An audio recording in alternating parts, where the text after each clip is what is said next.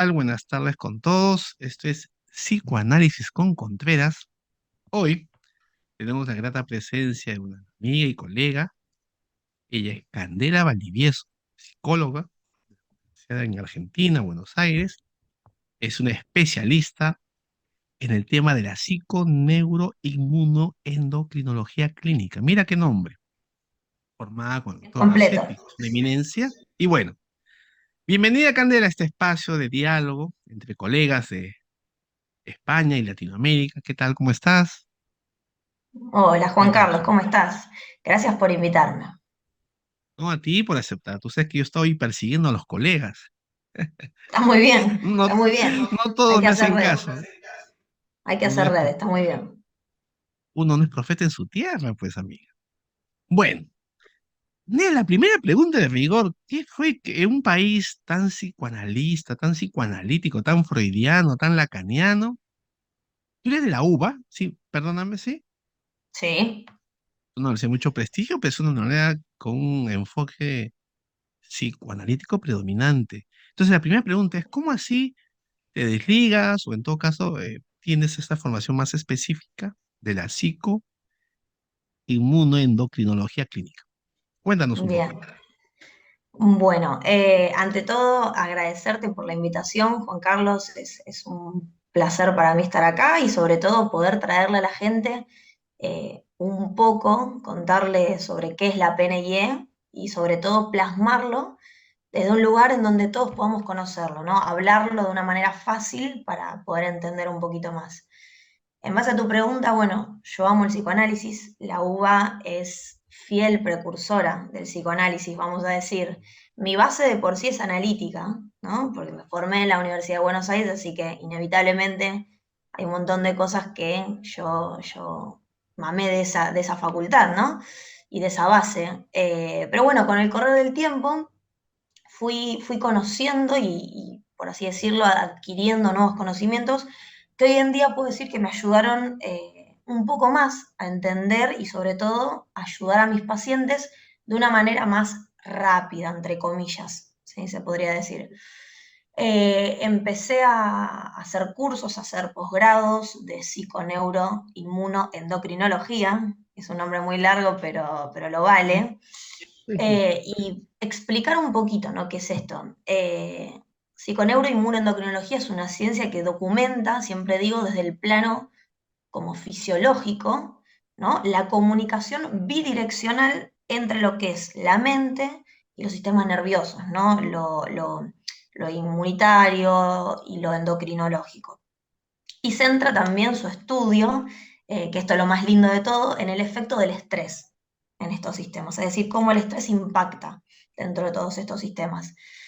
Eh, yo siempre lo resumo como la PNIE. Cuando me van a escuchar decir todo el tiempo PNIE, es todo este choclo de nombre, pero para no estar diciéndolo todo el tiempo, la PNIE es la comunicación entre los procesos psicológicos y los sistemas nerviosos, ¿no? Es como suelo decir a veces la interacción. Esa palabra también está muy buena.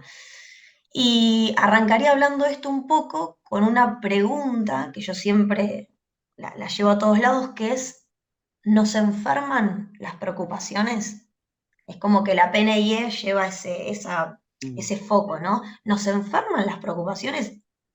Desde mi punto de vista y desde la PNIE la respuesta es sí, nos enferman, ¿no? ¿Cuántas veces enfermamos de una manera en trastornos? Bueno, más adelante iré hablando un poco de las dolencias en el cuerpo y esas cosas, las afecciones también, ¿no? Eh, y nos preocupamos de más, ¿no? Entonces, bueno, yo siempre digo esto de la PNI va a traer muchas técnicas de relajación, la meditación, el mindfulness, el control mental, el pensamiento positivo también, y la resolución de conflictos, ¿no? Que eso es lo que más se trabaja dentro de lo que es la terapia. Todo eso tiene mucho que ver con la regulación positiva del sistema nervioso, que se va a transmitir por esta vía de la que hablamos, ¿no? La neuroendocrino inmunológica a todo el organismo. Entonces, en la PNL nos vamos a centralizar en lo que se llamaría la unión entre la medicina y la psicología y la mente y el cuerpo. Interesante. Dime, Candela, y nos hemos enterado que has trabajado con Rossetti. Cuéntanos un poco de este personaje. Acá en el Perú se conoce un poco, lo sabemos de su prestigio. Sí. ¿Cuáles han sido un poco el vínculo de este profesional? ¿Alguna anécdota o una enseñanza particular? Mm. Porque no es fácil, ¿no? Tener un mentor como él, ¿no? Me imagino, ya nos contarás. Sí, sí, sí, sí. Bueno, López Rossetti fue, bueno, acá es un médico cardiólogo muy importante, ¿no? En nuestro país es una gran eminencia, y él fue el que me captó, por así decirlo, para entrar en el servicio de medicina del estrés en el Hospital Melchor Pose, que es en San Isidro, en la provincia de Buenos Aires. Y bueno, realmente siempre digo lo mismo, fue un honor y un placer haber pasado por el servicio y que él me dirija, pero no solo me guió en un montón de aspectos, sino que me enseñó un montón de cosas, ¿no? Tanto los conocimientos prácticos, por así decirlo, los conocimientos nuevos que uno a veces no tiene idea que existían, sino también me enseñó a cómo manejarme, siempre digo, como profesional. ¿No? A trabajar la empatía, la atención, la exposición, ¿no? Él es un hombre que siempre está expuesto, ¿no? A la tele, conferencias y demás, Sí. entonces él nos enseñó también un poco eso, ¿no? Y algo que siempre digo, él nos enseñó a cómo transmitir algo médico, algo psicológico, ¿no? Y bajarlo a que cualquiera pueda comprenderlo, ¿no? Es decir, no quedarnos con el lenguaje profesional Mm, de las personas que trabajamos en salud, que por ahí tenemos términos que no todos lo comprenden, y él nos sí. enseñó, bueno, a bajarlo. Y algo más que nos enseñó fue transmitir lo que uno sabe, ¿no? Compartiendo esos conocimientos a los demás, pero transmitiéndolo desde el corazón, ¿no? Porque si no, uno a veces no llega al paciente o al otro que nos está escuchando. Yo te puedo decir algo de una manera muy fría y dura y a vos te pasa, ¿no? Y por ahí si yo te lo sé decir de una manera más amorosa, más empática y más comprensiva, seguramente te quede. Ese es el tema también aquí. No sé si en Argentina, seguro que sí, bueno, sobre todo con los psicoanalistas, ¿no?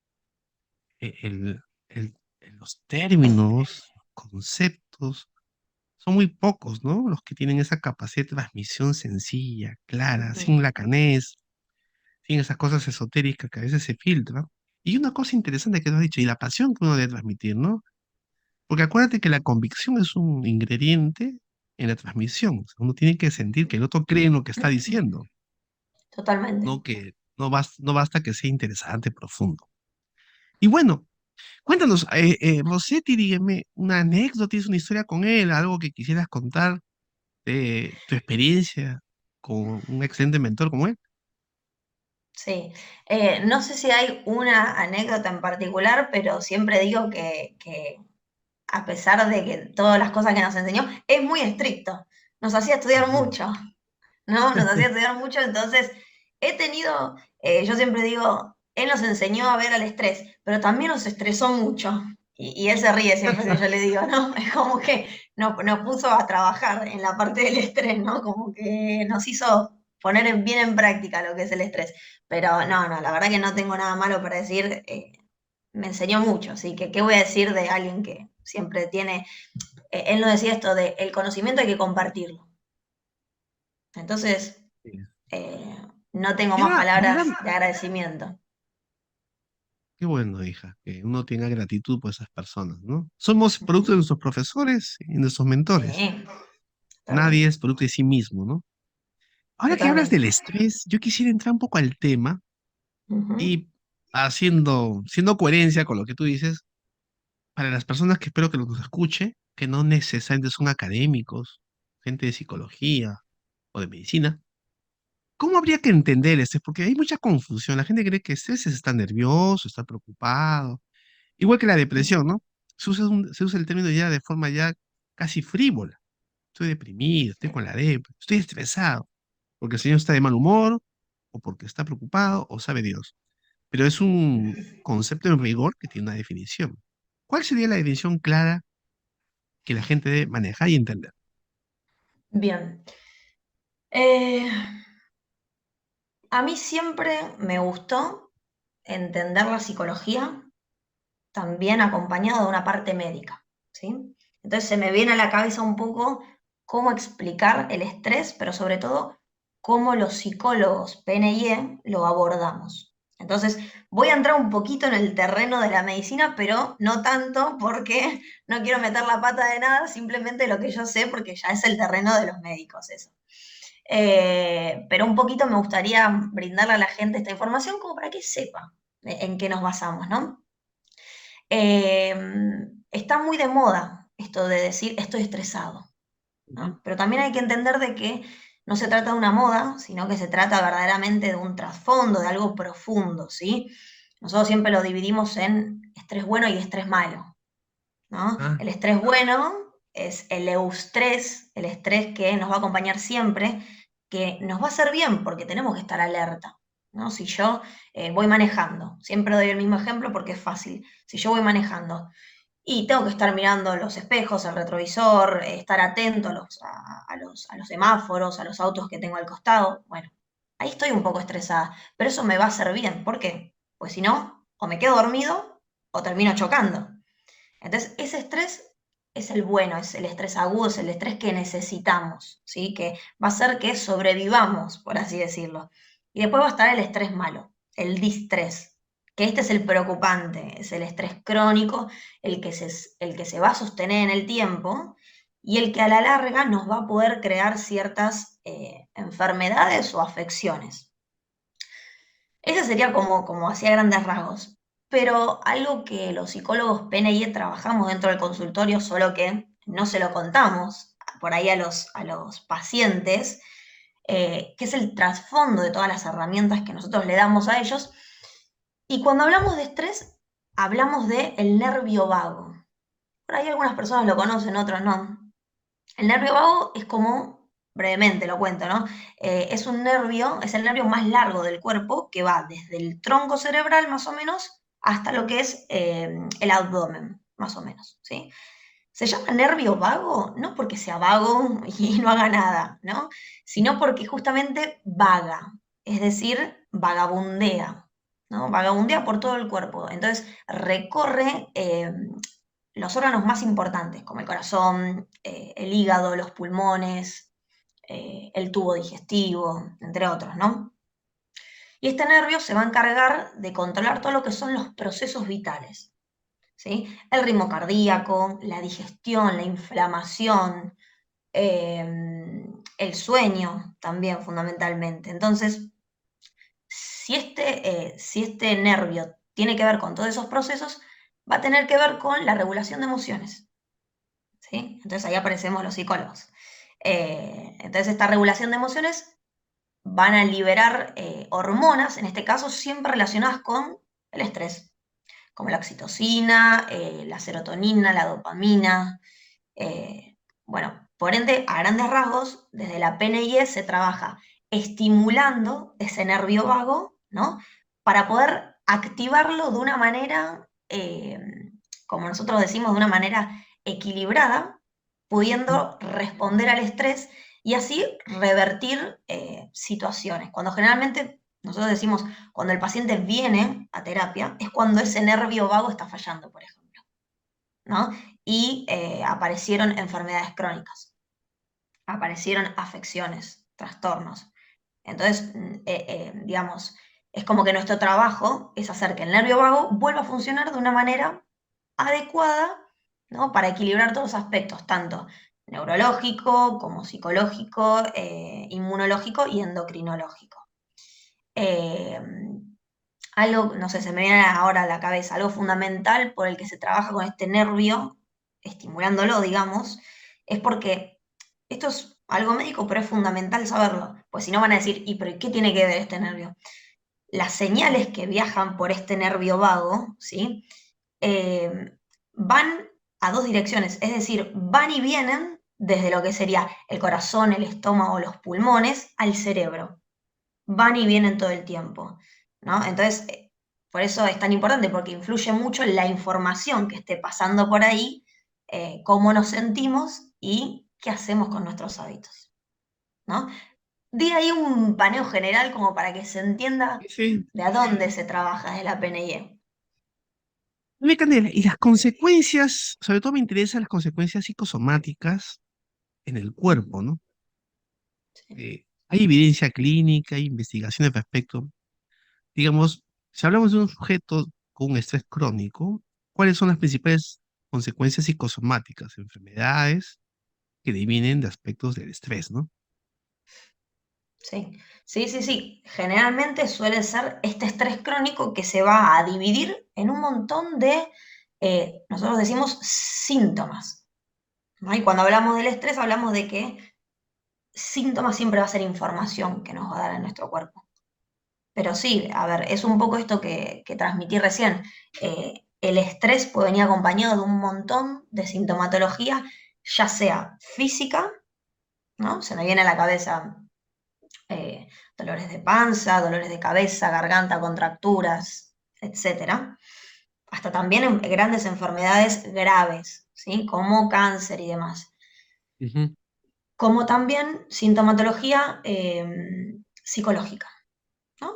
Que sería acompañado de trastorno de ansiedad, ataque de pánico, depresión, bueno, desequilibrios más mentales que quizás orgánicos. Candela, y es cierto esto que he escuchado, he leído, no sé qué tanta base empírica tenga, ¿no? Ujú. Se ha evidenciado que los niveles altos de estrés, crónicos sobre todo, activan, ¿no? No es la causa del cáncer, pero activa cáncer que están detenidos, o en estado límite, los exacerba, como, no, sí, la palabra es que los activa. ¿Eso es cierto? ¿Eso es una, vamos, una opinión médica no fundamentada? ¿Qué sabes tú al respecto? Bien, lo que sucede muchas veces con el cáncer, digamos, meto al cáncer en esto de las psicosomáticas, ¿no? Se pueden llamar de muchas maneras porque hoy en día de verdad que hay muchas maneras de llamar lo que es psicosomática, enfermedades psicosomáticas, trastornos psicosomáticos. Ujú. A algunos les gusta, a otros no, bueno, no hay una definición exacta. Pero sí consideramos muchas veces esto de, por ejemplo, en el cáncer, ¿no? Cuando hay una familia donde predominó mucho el cáncer, ¿sí? Donde de generación en generación va Claro. pasando esa enfermedad. Lo que nosotros decimos muchas veces no es que hay un patrón genético muchas veces, ¿no? Sino que hay un patrón hereditario de pensamiento. Por supuesto, a ver, como decimos en la clínica, no todos los casos son iguales. Hay que focalizar cada caso con su particularidad y también entender el contexto y el encuadre de cada persona, ¿sí? Pero muchas veces tiene que ver esto de se traspasan pensamientos, ¿no? Se traspasan pensamientos familiares que, bueno, si no se arreglan, si no se observan, si no se monitorean o no se sanan, lo estamos pasando inevitablemente. Entonces, por eso esta relación de el cáncer, no justamente que vos me consultaste, el cáncer con la problemática de las emociones. Sí, tiene mucho que ver. Y entrando un poco en la clínica, siempre hago esta pregunta, si es que se puede contestar manteniendo el anonimato. ¿Tú te acuerdas de algún paciente en particular que a ti te haya ayudado mucho a entender este concepto o tu práctica clínica? Uno aprende de los pacientes. Sí. Y a veces hay casos que uno recuerda, no sé si por su gravedad, por su dificultad, por las lecciones aprendidas o por el vínculo que se genera. No sé si te acuerdas de alguno, puedas contar. Bueno, a ver, no sé si hay solo un caso, ¿no? Así como difícil o que me haya impactado mucho, pero sí los casos que más me llaman la atención son estos, los casos de las psicosomáticas, ¿no? Estos casos de, yo le digo, las dolencias en el cuerpo. Porque por supuesto creo yo que son los más difíciles de tratar, ¿no? Se trabaja mucho siempre observando también la dolencia de esa persona, y yo digo esto de que cuando hay una dolencia en el cuerpo, estamos hablando que hay una angustia que quedó ahí, ¿no? Entonces es trabajar un poco en esa angustia, desde cuándo, a partir de qué momento, cómo empezó a surgir. no sé si quiero citar algunos de todos mis pacientes, porque tengo muchos, pero a ver, alguno que haya trabajado así y que lo hayamos podido como superar o sanar o encontrarle la manera para poder sobrellevarlo, puede ser pacientes que han tenido asma, por ejemplo, ¿no? Que usaban el PAF y lo dejaron de usar porque entendieron la metodología de que quizás era algo más que se creaba en la cabeza de uno, ¿no? Esto del ahogo constante.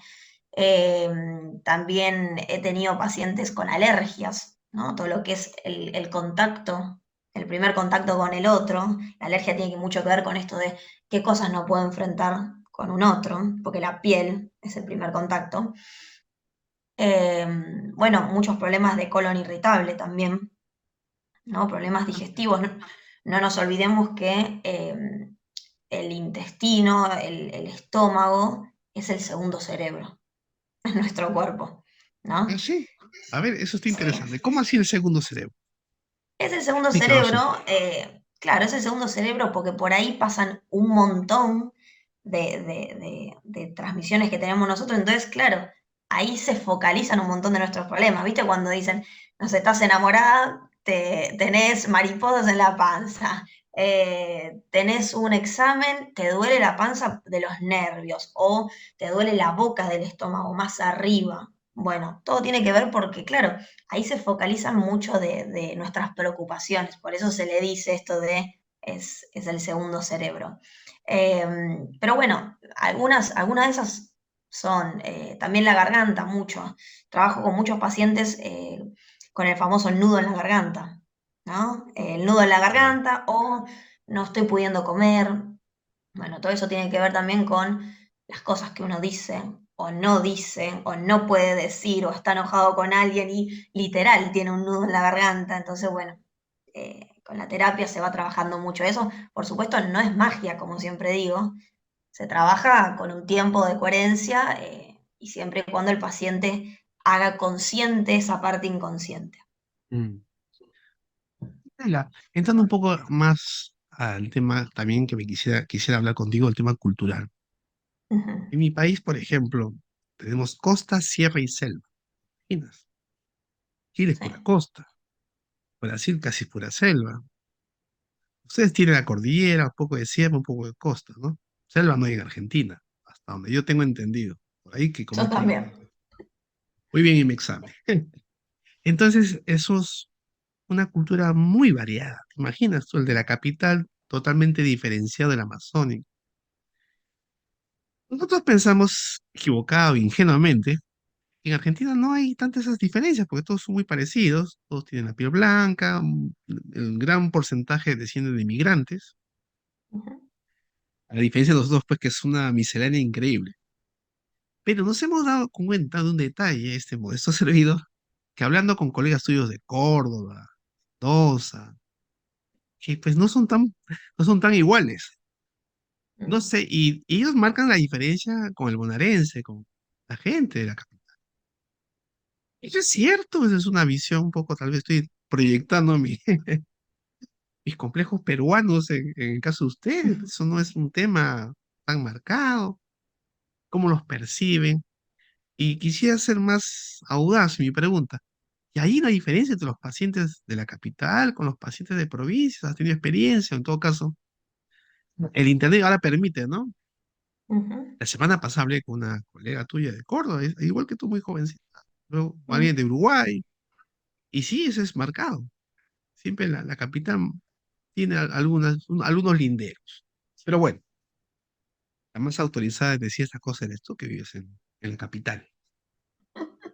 Qué Mira, pesado, ¿no? sincera, no, no, está bien, es buena la pregunta.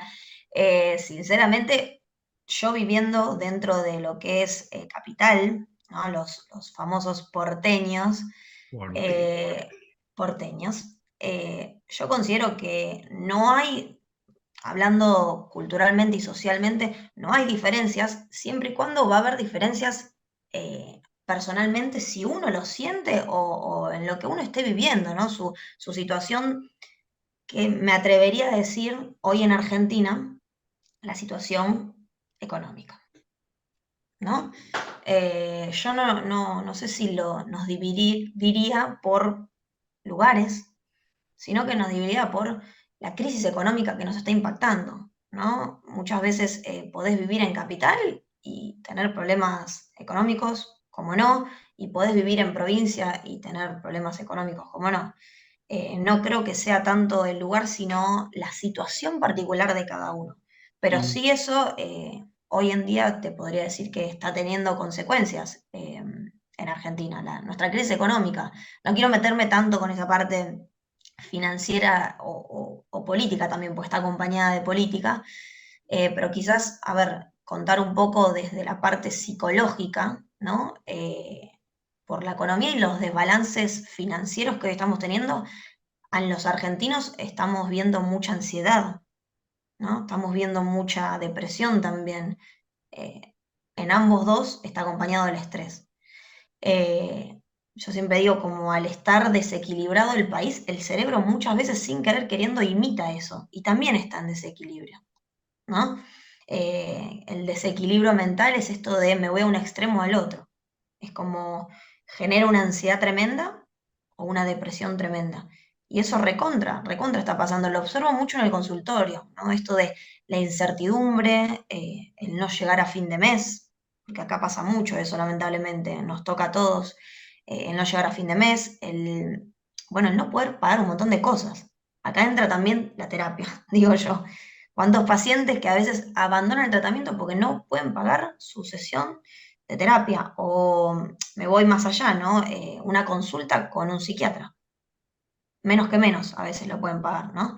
Entonces, la ansiedad, yo siempre digo, aparece por esto de pensar en el futuro, por la incertidumbre de la inestabilidad del país. Y la depresión también aparece por lo que no puedo lograr hoy en día, ¿no? Con mi sueldo, bueno, con todo eso que tiene que ver. Pero bueno, para mí hay que buscar también las mejores herramientas mm, que tengamos a mano para poder generar un bienestar, para poder, a ver, relajarnos o tener cierta liviandad con lo que estamos viviendo y decir, eso. bueno, este es mi sueldo, esto es lo que estoy ganando, de esto estoy trabajando, y acá sí un poco desarrollar esto de qué prioridades voy a tener hoy en día en mi vida, ¿no? Si tengo una familia, voy a priorizar tales cosas, no sé, la comida, ¿no? Por ahí no voy a priorizar irme a jugar al fútbol o irme a, no sé, jugar al vóley. Bueno, entonces, y si estoy sola, bueno, puedo darme un poco el lujo de priorizar esas cosas, bueno, genial, pero me parece que dentro de lo que tenemos es buscar el mayor bienestar posible, no irnos a los extremos, como esto que decía de la ansiedad o la depresión, que muchas veces nos atraviesa solos, eh, y bueno, con esas herramientas que tenemos, ocuparnos de esto es lo que tengo hoy y puedo hacer esto. Mm. Que a Pero hay veces la es gente, difícil también. me imagino que sí en Argentina, que hay mucha cultura. Aquí en mi país, en Perú, hay más conciencia de la importancia de la salud mental. Pero sigue siendo todavía privilegio de unos cuantos. Sí, El totalmente. acceso que es económico, ¿no? Ujú, Un psicoanalista no te baja de $100, que es una fortuna, ¿no? Estamos hablando de mm. 360 soles. Mire, estamos al dólar, un dólar son 3 soles 60, o sea, el sol es fuerte. Sí, sí, sí, En sí. otros países es, uff, 1000, no sé, no entro en detalles. Mi pregunta es, ¿y la salud mental? ¿En tu país hay políticas a nivel de las instituciones? ¿Hay un marco para cómo promocionar? En mi país, lastimosamente, pues está en el discurso, ¿no? Pero ni vuelta que Ujú. darle. Pienso que en Argentina es diferente. Escucho mucha gente que hace trabajos comunitarios, social comunitario, desde la psicología, ¿no? No estoy hablando de hacer obras sociales o caridad, ¿no? Sino desde nuestra profesión. Sí. No sé si nos puedes contar algo al respecto. Sí, acá en Argentina la salud, lo que sería la salud pública, ¿no? Es abierta para todos, por supuesto, es gratuita. Si uno va al hospital, a los hospitales, ¿no? Tanto de Cava, que es la ciudad de Buenos Aires, como la provincia de Buenos Aires, lo van a atender sin ningún problema. Hoy creo yo que día a día se publicita mucho más eso, todo lo que es la salud mental. Se está hablando mucho acá en Argentina de la salud mental, por suerte, pero también lo que está sucediendo es que colapsa también lo que es la salud pública. Somos muchos habitantes acá, entonces colapsa. Un ejemplo que se me ocurre ahora es si vos querés sacar un turno con un psicólogo en un hospital público, por ahí tenés el turno de acá a 2, 3 meses. ¿Y qué hacemos con ese paciente que está sufriendo en ese momento Así es. una crisis, no sé, de angustia o una tremenda depresión? ¿Cómo lo vamos a atender recién a los 3 meses? Bueno, eso sí está sucediendo acá, lamentablemente. Colapsa. Entonces, ¿qué es lo otro que te queda? Lo particular, ¿no? Las obras sociales, lo particular, que es lo pago. Y entonces ahí tenés de todo, por supuesto, pero tenés que pagarlo. Entonces algunos pueden acceder a eso y otros no. Por eso decimos esto todo el tiempo de que eh, lo político está involucrado hasta un punto, ¿no? Como está metido claramente en lo que es la salud mental, pero Mm. por otro lado es esto de no podemos esperar 3 meses a que un paciente tenga su tratamiento psicológico y psiquiátrico, por ejemplo, de manera gratuita. Muy bien, Candela, hay la pregunta que es infaltable en un contexto latinoamericano. La violencia contra la mujer. En mi país, como te mencioné un poco, los índices de feminicidios son altos. No tanto a nivel de México, que ya es casi grotesco, pero acá sí es escandalosa la cifra. Y en tu país, ¿cuál es más o menos la problemática, las causas? ¿Nos puedes contar un poco? Y si realmente eso ocurre, tal vez no sea propio de Argentina. Cuéntanos un poco, Candela. Bien, bueno, la realidad es que en mi país lo que está sucediendo mayormente es esto de la violencia contra la mujer, ¿no? En Argentina esto sinceramente crece día a día, lamentablemente. No nos es grato hablar del tema porque realmente es un tema delicado y que lo sufrimos, ¿no? Todas las mujeres. Porque yo siempre digo que a pesar de todos los movimientos que se visibilizan sobre la violencia de género, siguen miles y miles de casos todos los días, ¿no? Entonces es como que decimos, no hay nada que frene esto. Psicológicamente hablando, creo que hay mucha falta de estímulos. Esto es un pensamiento personal, ¿no? Creo que hay mucha falta de estímulos de lo que es de la generación, por ejemplo, sería de mis padres, ¿no? Yo tengo 28 más o menos, hacia para los hijos, ¿no? Por supuesto, sin meter al montón, porque hay familias que han educado muy bien a sus hijos, lo que es transmitir el cariño, el cuidado, el trato con la mujer. Pero claramente hay toda una población que no sabemos si falló o qué, pero no transmitió quizás de cierta manera esos valores. Y que hoy en día lo vemos reflejado en a cuántas mujeres matan hoy en día en Argentina, en la violencia, abusos y demás. Entonces, eh, por suerte, podría decirte que, a ver, mi generación un poquito más chica, no, yo tengo 28, los chicos que vienen por detrás mío, digamos, esto, los chicos están creciendo, te diría, hoy en día ya vienen con otra mirada, por suerte, ¿no? Una mirada cero machista, una mirada más comprensiva, una mirada más humana, que particularmente tengo mucha fe en eso porque digo, bueno, y confianza en que todo puede ser mejor para cuando vayamos creciendo y estas generaciones próximas que vienen, ¿no? El poder transmitir lo que es, bueno, todo esto, los valores de empatía más que nada, ¿no? El pensar el otro, de cómo vamos a tratar al otro. Y Mm. esto viene anudado a esta violencia, que no es solo la violencia contra la mujer, ¿no? La violencia de género. Hay mucha violencia en sí en la calle.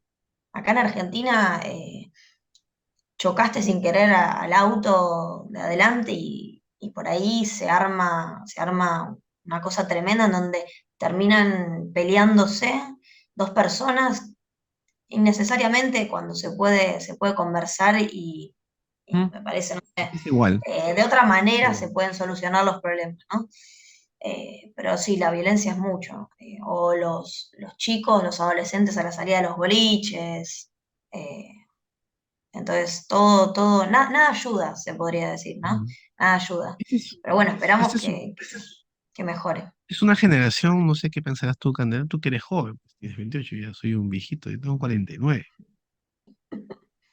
Esta es una generación que la tiene media complicada, porque los referentes de antes, la familia tradicional, gente no se quiere casar aquí. Y hijos, algunos no quieren. La religión ha perdido la fuerza que tenía el catolicismo, sobre todo, o los cristianos. Ni hablar de lo político. Mm, En las causas sociales, un poco, voluntariado, sobre todo enfocado en la protección de animales, del medio ambiente. Pero eso es una característica de unos cuantos, pequeños grupos. Si te das cuenta en el horizonte, no hay referentes sólidos que digan, bueno, la vida tiene un propósito, un sentido. Eso genera mayor angustia y vacío de lo que encima tiene que cargar propio de las obligaciones de su generación. No sé si eso sea una explicación y que ambas generaciones, tanto la Perú, perdón, en mi país como en tu país, estén sufriendo, como dice, inundado del mismo vacío. No sé qué piensas tú al respecto. sí, sí, eso tiene mucho que ver con, bueno, la incertidumbre para mí, esto del no saber, ¿no? Del no saber qué viene y demás, este vacío que muchas veces aparece. Y tiene mucho que ver con lo que es lo instantáneo, ¿no? Estamos en un mundo en donde todo es ya, todo es ahora, todo tiene que ser rápido y eso también genera mucho vacío, ¿no? Eso genera el no poder pertenecer también, ¿no? Las masas, los grupos, los famosos grupos de masas, ¿no? O el grupo de pares, cuando uno es adolescente y demás. Esos vacíos siempre van a estar, pero creo yo que tiene mucho que ver con eso. Por eso siempre digo que esas cosas se aprenden también en la casa de uno primero, ¿no? Sale de la familia y también la escuela es muy importante, siempre digo. Ahí es donde se crean un montón de lazos y de maneras de transmitir valores. Entonces, si esa Mm. base está floja, es como que todo lo demás va a terminar siendo flojo de alguna que otra manera. Hay un colega tuyo, un argentino, no me acuerdo su nombre, que me disculpe, pero él decía, más crianza, menos terapia, algo así, tiene un texto. Sí, Seguro que lo has Luciano escuchado. Lutero me parece. Luciano Sí, Lutero, ay, no sí, sé si lo estoy citando correctamente.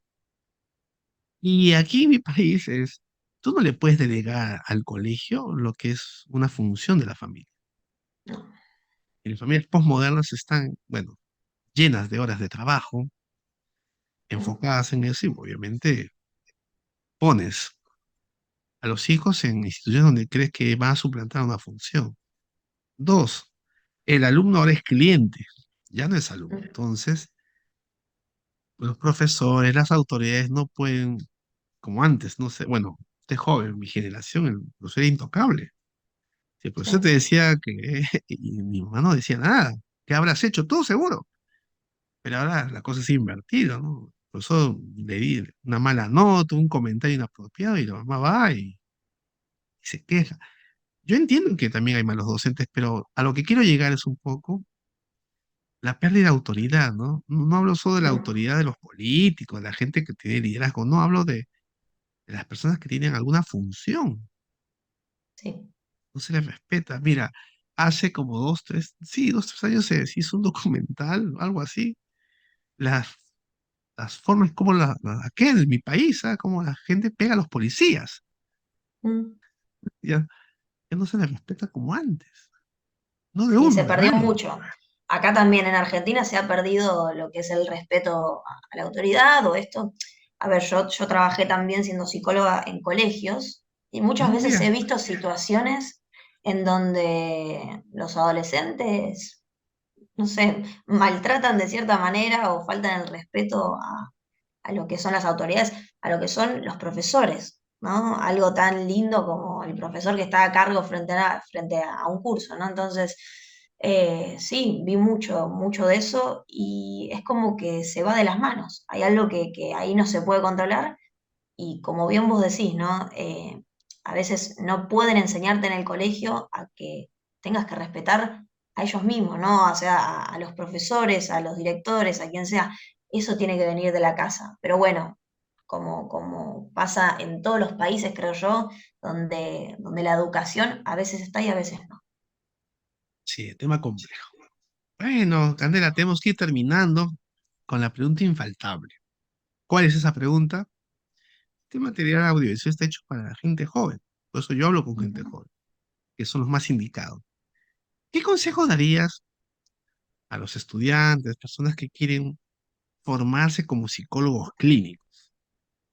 ujú. No, no basta con estudiar la carrera. Habría que hacer algunas cosas en tu experiencia. ¿Qué es lo que a ti te ha ayudado y creo que le podría ayudar a las personas jóvenes que nos escuchan? Bien. Bueno, primero comentarles que aparte de trabajar mucho, particularmente en mi consultorio, este tema con mis pacientes particulares, que creo yo que ya la experiencia te da un montón de conocimientos nuevos, ¿no? Eh, Dentro de mi centro online, bueno, yo tengo un equipo de terapeutas, tocamos en ciertos espacios de supervisión y de aprendizaje, tocamos mucho el tema del estrés, intentando nutrirnos día a día, ¿no? Porque esto hay que tenerlo en cuenta también de que cuando uno comienza a ser terapeuta, debe nutrirse de los demás, ¿no? No quedarse solo con su propia escuelita en la cabeza y morir con eso, sino siempre los nuevos conocimientos van a hacer que uno amplíe su experiencia y sea más libre después en poder elegir cómo trabajar con cada paciente. Eh, y bueno, un consejo que quizás pueda darle es que el estrés particularmente es un tema precioso, porque como terapeuta elegí especializarme en estrés, en PNIEM, porque creo que de alguna manera a todos nos toca el estrés, ¿no? De alguna manera en nuestras vidas vamos a tener situaciones que nos lleven a un desborde, ¿no? Y es donde aparece este estrés malo del que hablamos, ¿no? El distrés, el crónico, y que siempre nos va a tocar de alguna manera.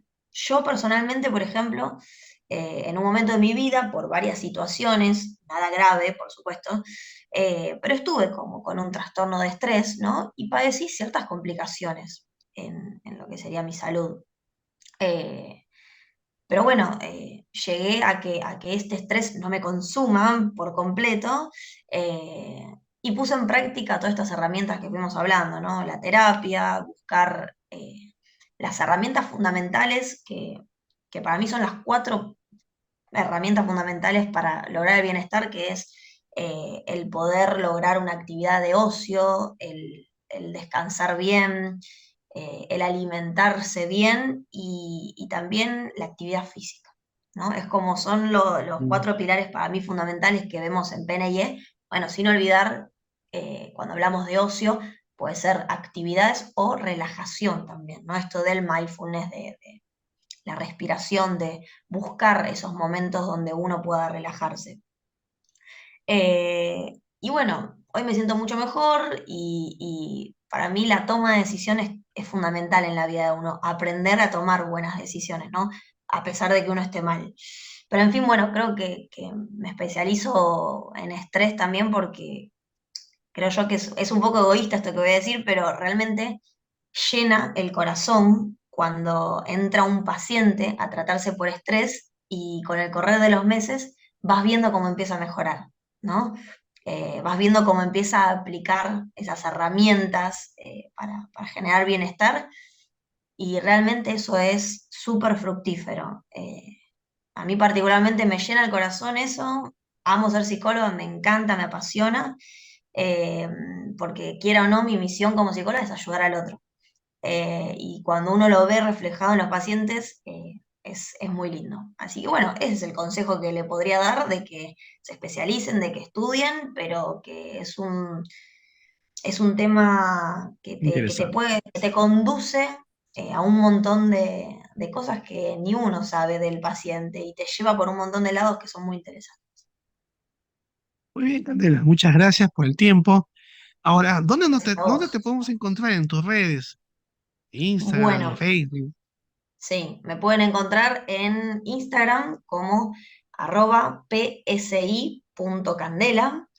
Y también en LinkedIn, Candela Valdivieso, y ahí van a ver que yo tengo un centro online que se llama Empativa, donde somos, mejor dicho, un grupo de psicólogos, psiquiatras y médicos, donde abordamos todas las terapias de manera interdisciplinaria. Muy bien, amiga, gracias, gracias. Realmente ha sido Gracias interesante a hablar vos por contigo. invitarme. Ya habrá oportunidad para continuar con un tema más específico, tal vez más adelante, ya lo Obvio, por dejamos supuesto. al tiempo. Encantada. Bueno, muy agradecidos con todos. Gracias, Candela, igual con ustedes hasta otra oportunidad. Que tengan buen día. Chao, Candela, nos vemos. Chao, Cuídense. gracias. Igual.